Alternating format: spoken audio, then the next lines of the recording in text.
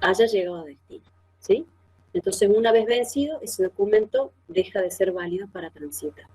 Ante cualquier control en ruta, si chequeamos con el Código Único de Verificación Electrónica, el CUBE, y figura vencido, evidentemente ese es un documento que está siendo mal utilizado. El estado anulado. El estado anulado es aquel documento que ha sido inhabilitado desde su origen, es decir, emití un documento y me confundí en algún dato, lo completé mal o está incompleto, entonces el mismo solicitante lo anula, ¿sí? Y vuelve a emitir otro en su reemplazo. Es decir, que ese DTB en estado anulado no puede. El estado inactivo es aquel documento de contingencia que está semicompleto, numerado, no impreso, ¿no? Por lo tanto tampoco es válido para transitar. La siguiente. Esta es un poquito la historia del documento de tránsito, cuáles fueron las especies que le dieron origen o le dieron prioridad para que este documento fuera implementado. Inició con la importancia de la enfermedad del HLB, que muchos la deben conocer, ¿sí? En especies cítricas.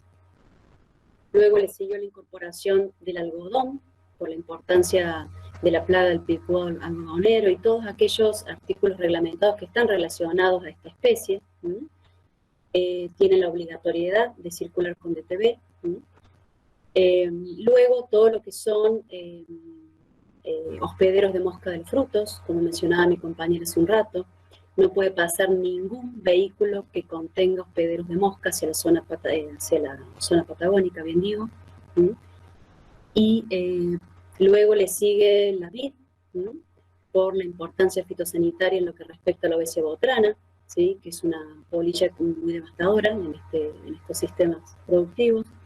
Luego todo lo que son las hortalizas pesadas, es decir, algunas hortalizas pesadas están ya reguladas para el uso de DTB. Bueno, todo lo que es material de propagación, que lo venimos viendo ahora en esta clase puntual. Y hace poquito también se incorporó, que va a entrar en vigencia a partir del 7 de agosto de este año, lo que son el tránsito de banana. Y así de a poco se van a ir incorporando diferentes especies vegetales en cuanto a su mérito de riesgo fitosanitario, es decir, a medida que vayan siendo cada vez más importantes fitosanitariamente regularlas, se van a ir incorporando a la lista de las especies con obligatoriedad de uso del documento como amparo sanitario. La siguiente. Bueno, si ustedes entran a la página web del servicio y van puntualmente al apartado de documento de tránsito vegetal, se van a encontrar con la lista actualizada de todas las especies que están amparadas hoy por este documento, ¿sí? Un poco la idea es agruparlas para que no sea interminable la lista, y las que figuran ahí son las que están vigentes hoy. Ninguna de ellas, bajo ninguna forma, digamos, por ejemplo, la vid, la uva en fresco, el mosto o la uva, la pasa de uva, ¿sí? Todas esas formas de vid o de uva están amparadas, ¿sí? Por eso lo menciona como vid directamente. Bueno, todo lo que es olivo también tiene su importancia. Bueno, ahí ustedes después lo pueden ver más puntualmente cuando entran al sistema.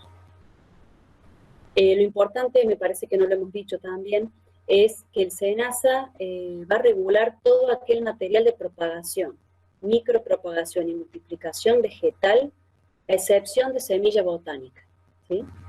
Todo lo que respecta a la semilla botánica, digamos, quienes está en el ámbito de aplicación de lo que es el INASE, ¿sí? Ahí ya no participa el SENASA. Pero sí, por ejemplo, lo que es papa semilla, ¿sí? Lo que es un tubérculo. La siguiente. Bien, a raíz de la pandemia y bueno, todas estas complicaciones que hemos tenido y respecto a lo que es el contacto con papel y bueno, el contacto físico y tratar de disminuir los riesgos de contagio, se emitió una disposición que avala, digamos, el soporte digital del DTB es decir, le da validez a la circulación del DTB en formato digital, ¿sí? Eso ustedes lo pueden incluso utilizar en su teléfono. También es importante mencionar que todos aquellos productos vegetales, porque esto nos suelen consultar bastante, todos aquellos productos vegetales que no estén alcanzados hoy por el DTB, ¿sí? Van a transitar al menos con su remito de AFIP, ¿sí? O guía frutihortícola, ¿sí? No es que no van a transitar con nada, es decir, por ejemplo, todo lo que son, por darles un ejemplo, verduras de hoja, que no están amparadas hoy por el DTB, bueno, al menos con el remito electrónico de AFIP tienen que circular. Y en el caso de materiales que vayan a darse hacia la zona patagónica o alguna otra provincia que tenga, digamos, condición sanitaria riesgosa, si no está amparado por DTB, al menos con la guía frutihortícola. La siguiente.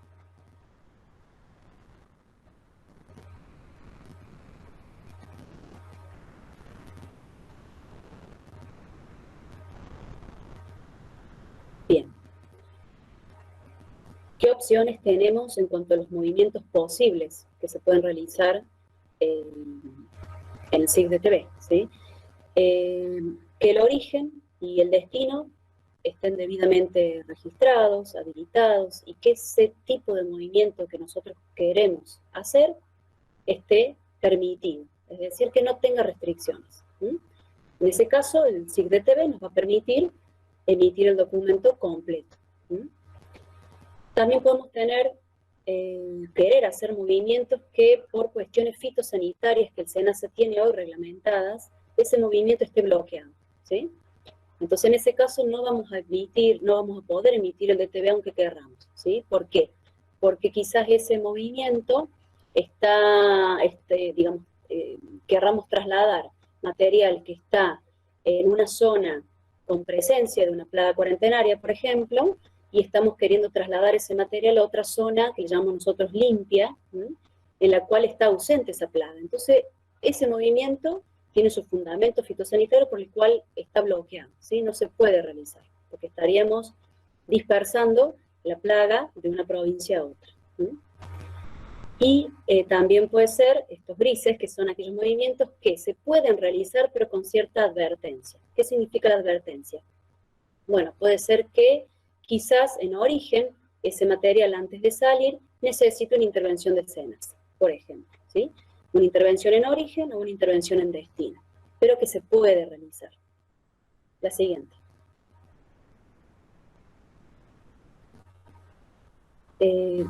Aquí pueden ver ustedes lo que les mencionaba recién. Por ejemplo, en el caso puntual de HLB, para el caso de los cítricos, vemos que hay una zona roja, ahí está, hay una zona roja, que es lo que le llamamos nosotros zona sucia, que normalmente son las zonas que tienen la enfermedad y también el vector que la traslada. Entonces, desde esa zona deberíamos prohibir el traslado del material vegetal hacia otras zonas que o no la tienen, ¿sí? O que en algún punto están reglamentados o controlados los movimientos, ¿sí? Si nosotros no queremos que esa plaga o esa enfermedad se disemine, vamos a bloquear todos esos movimientos posibles. Avanza, por favor, en la diapositiva. En cambio, aquellas zonas que no son rojas, ¿sí? Pero que tienen algún tipo de regulación, un control fitosanitario, ¿sí? Por parte de SENASA, que no son zonas, entre comillas, sucias, sino que están siendo reguladas, esos movimientos internos pueden ocurrir con ciertas advertencias. Ahora, si nos vamos a manejar entre zonas limpias o zonas libres o de baja prevalencia, ahí sí los movimientos van a ser libres, es decir, permitidos, sin restricción. La siguiente. Quería mencionarles las excepciones, ¿sí? Cuáles son, digamos, los documentos que todavía siguen vigentes y que no han sido reemplazados por el DTB, las cartas de porte, que están en vías de ser reemplazadas ya por el DTB, todas aquellas ventas o operaciones comerciales que realizan, por ejemplo, las verdulerías, los almacenes, todos aquellos minoristas, no necesitan emitir un DTV para poder mover mercadería. Las ventas a consumidores finales, venta al público, ya vamos a ver una puntualidad para el caso de material de propagación. Servicios de traslado, es decir, fletes, de transportes o encomiendas, de logísticas, que no estén específicamente relacionadas, ¿sí?, con el material de propagación, eso no necesita la emisión de un DTV. La que sigue.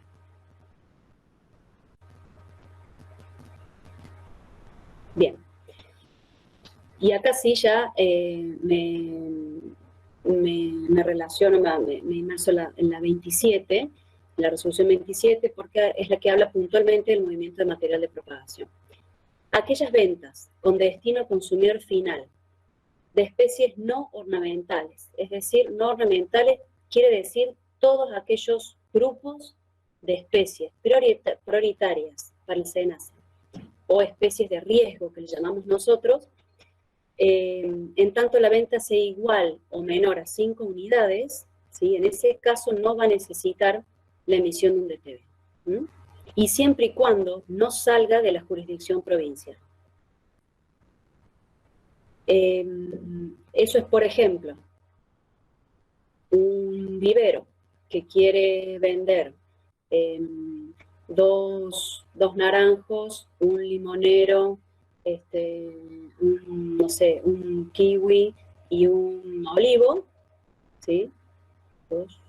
Bien, llega hasta 5, bien. Eso lo puedo hacer sin necesidad de emitir un DTV.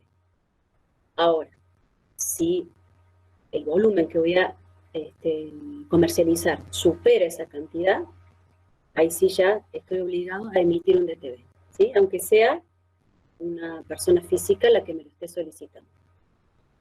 Luego, la venta con destino a consumidor final de especies ornamentales, siempre que no salga de la jurisdicción provincial del establecimiento. Es decir, si yo voy a vender una especie ornamental, un ejemplar, una planta, pero esa planta va a ser un tránsito interprovincial, aunque sea una planta, va a tener que llevar DTV, ¿sí? ¿Por qué? Porque está traspasando el límite provincial. Y ya puede ocurrir que haya diferente condición sanitaria entre las dos provincias. Aquellos traslados de material de propagación ornamental que se realizan desde el establecimiento productor hacia su propia boca de expendio, es decir, por ejemplo, entre dos unidades productivas del mismo vivero, ¿sí? Por ejemplo, podemos tener la zona donde se están produciendo las plantas y la boca de expendio, es decir, donde está el vivero físicamente para hacer la venta comercial. Ese traslado, ¿sí?, que es interno de ese vivero, no necesita llevar DTV. Bueno, y esto que está en azul es importante porque todo lo que les comento está escrito, está obligado por normativa, pero ante aquella eventualidad emergencial que SENASA considere que sea necesario modificar todos estos lineamientos, lo puede hacer. ¿Por qué? Porque seguramente va a haber un riesgo fitosanitario que amerita la alerta, ¿sí?, para cualquier tipo de movimiento, es decir, invalida cualquier tipo de movimiento en el caso que surja alguna emergencia fitosanitaria y que tenga que darse a conocer. La siguiente. Bueno, ¿qué podemos hacer nosotros en los controles en ruta? Que a veces son algunas cuestiones que nos preguntan. Bueno, actas de constatación, actas de infracción en el caso que lo amerite. Podemos solicitar el retorno a origen en el caso que, como les digo, estemos en presencia de un movimiento que no esté amparado o que, como les decía, ese tránsito va de una zona sucia a una zona limpia, que tengan diferentes condiciones fitosanitarias. Y bueno, en su peor nivel, digamos, una interdicción para decomiso, destrucción o donación de mercadería. La siguiente. Bueno, esto es un ejemplo real que tuvimos, incluso que participamos de un control en ruta, donde se hizo el decomiso de, si mal no recuerdo, casi 100 plantas cítricas, porque bueno, no estaban cumpliendo con la normativa vigente. De hecho, tampoco estaban cumpliendo con la normativa 930 del SENASA, que obliga, digamos, a que los cítricos estén resguardados, ¿sí? Y también la venta ambulante, que tampoco está permitida. La siguiente. Bueno, ahí entonces terminaría nuestra charla y nuestros aportes respecto al famoso REMS. En la siguiente tenemos los contactos. ¿Sí? El mail de contacto del SENASA a nivel de programa es viveros@senasa.gov.ar. La oficina SENASA Córdoba, en la cual está representada por mis compañeras. Ahí tienen los correos de contacto, los números de teléfono, los internos, que pueden llamar tranquilamente porque están vinculados a nuestros teléfonos móviles ahora en trabajo remoto, así que eso no hay problema. Y el contacto de la Supervisión Norte, contactos míos, mail y teléfono.